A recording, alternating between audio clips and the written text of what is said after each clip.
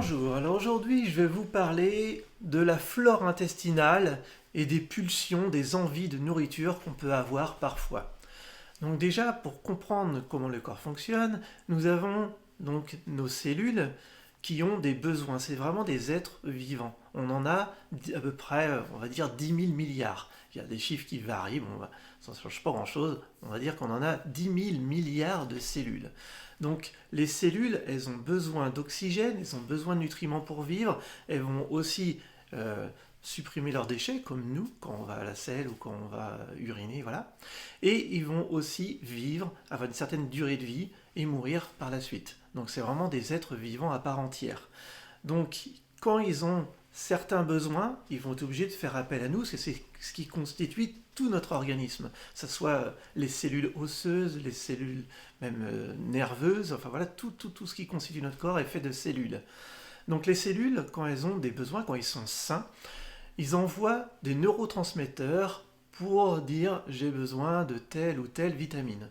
Quand ça va arriver au niveau de notre cerveau va analyser les besoins qui arrivent et va envoyer un message au cortex en disant voilà, c'est tel, dans tel aliment il y a tel ou tel nutriment, donc je vais donner des envies de tel ou tel aliment. Donc on se retrouve, on passe devant un étal de marché et on sent les fraises, on dit oh, j'ai une envie de fraises, donc il faut plutôt écouter ce genre d'envie-là. Essayer d'aller à l'instinct, ressentir ce que le corps a besoin pour pouvoir nourrir notre corps correctement. Euh, un autre point, c'est qu'en fait, quand on n'a pas une bonne hygiène de vie et qu'on encrasse un peu son organisme avec des produits qui ne sont pas forcément adaptés et qu'on en a trop, par exemple, eh ben on va avoir des déchets qui vont se former dans l'organisme et qui vont se mettre autour de la cellule. Et une cellule qui est encrassée va être perturbée et va envoyer des faux messages.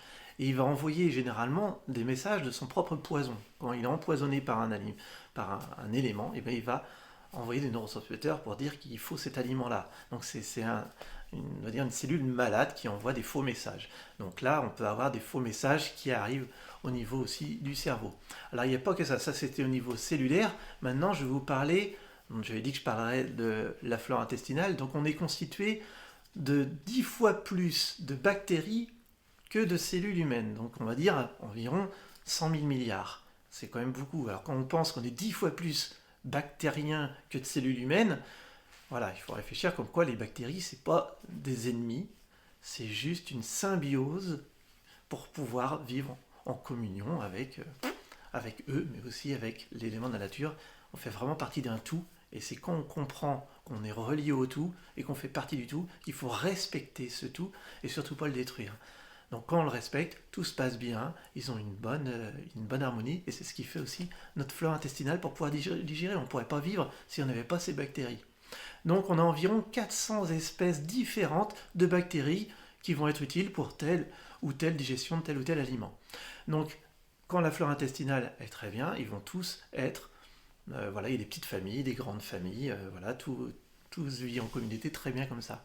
Alors quand on a eu une hygiène de vie qui nous ont été enseignées par nos parents, hein, déjà ceux qui nous nourrissent à la base, et puis petit à petit, on copie ce qu'on connaît, donc on va faire la même chose.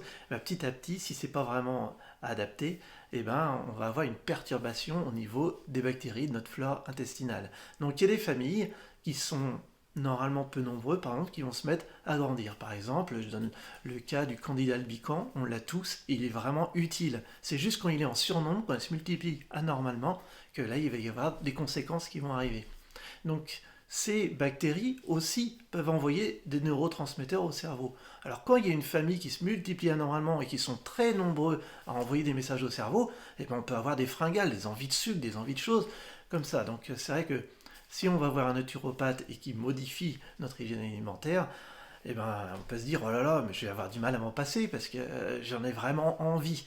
Mais en fait, voilà, on va apprendre à distinguer les vraies envies et les fausses envies, et on peut y aller aussi progressivement pour que ça fasse tranquillement. Mais si jamais on remet un aliment et que on le fait régulièrement, c'est vraiment la longévité, la durée qui fait ça, qui va faire que la flore va se remettre, va pouvoir se refaire tranquillement comme il faut. Alors il y a des personnes qui disent bah oui, mais moi dès que je mange justement un fruit et légumes crus, j'ai des gaz et tout ça. Bah forcément, si jamais la famille des bactéries qui est fait pour digérer bah, ces aliments-là sont en sous-nombre par rapport à ce qui devrait être, quand on met un apport nutritif comme ça très important et qu'il n'y a pas assez de bactéries pour les digérer, et bien ils vont commencer à fermenter, faire des gaz, faire des douleurs au niveau intestinal et tout ça. Donc c'est pas la personne, il ne faut pas qu'elle se dise oh, c'est pas fait pour moi parce que ça me fait mal. Non, c'est juste qu'il faut adapter la quantité. Il va falloir y aller progressivement. On en met un petit peu, voilà, sans douleur, normal, juste ce qu'il faut pour pouvoir nourrir le corps tranquillement.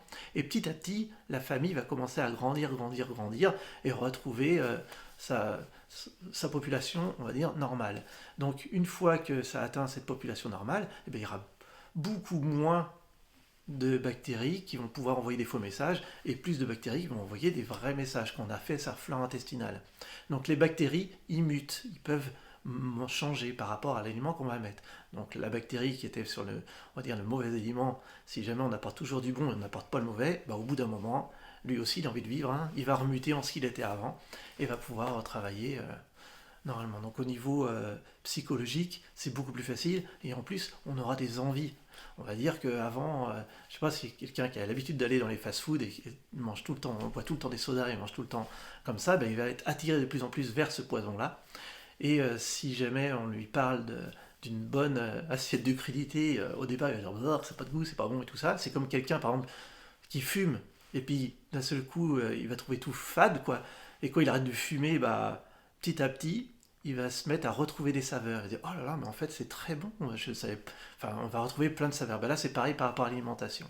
Il y a vraiment, on va se mettre vraiment à manger une tomate, puis à se dire waouh, c'est vraiment, ça fait une explosion de saveurs. Alors petit à petit, voilà, ça se fait tranquillement. Il faut respecter son corps, il ne faut pas aller trop vite, il faut vraiment s'écouter et y aller tranquillement. Le corps, il a un rythme, il faut pouvoir suivre ce rythme et être à l'écoute de ses propres petits signaux. Voilà, le but c'est vraiment d'être autonome, de réussir à comprendre son corps et de reprendre sa part de responsabilité et puis de contrôle de sa santé, quoi, tout simplement. Donc voilà, j'espère que ça a été assez clair et s'il y a des questions, n'hésitez pas à les mettre en commentaire, j'y répondrai avec plaisir. Bonne journée, au revoir.